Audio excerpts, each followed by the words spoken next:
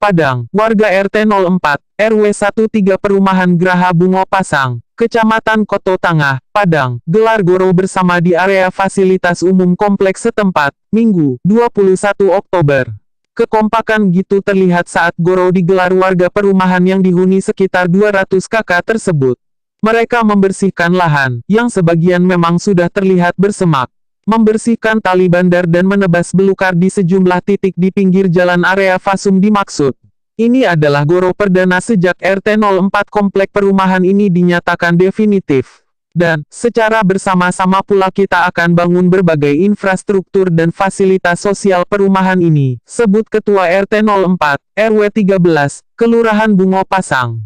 Seperti diketahui, sebelumnya warga perumahan Graha Bungo Pasang sejak dibangun beberapa tahun lalu, terpecah ke dalam 3 RT yang ada di daerah setempat, yakni RT 01, RT 02 dan RT 03.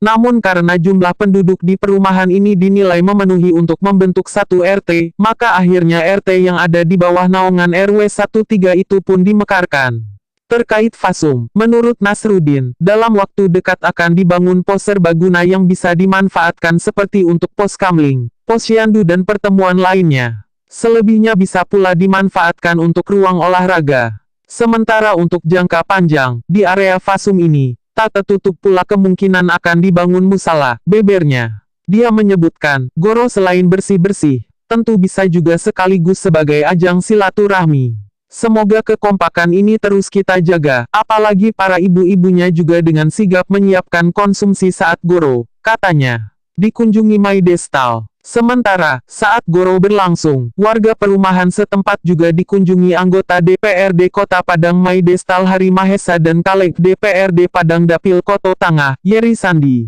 Saya senang di komplek ini yang cukup kompak. Bersilaturahmi bisa memperbanyak teman dan membuka rezeki. Semoga pertemuan ini juga bisa memberi ruang untuk saya agar bisa berbuat untuk rakyat. Doakan, ujar Maidestal, yang kini menjadi Caleg PPP untuk DPRD Sumbar tersebut. Pada kesempatan tersebut, terkuak kabar kalau pada 2019 mendatang, dia akan berupaya memperjuangkan agar jalan yang ada di perumahan tersebut dibeton.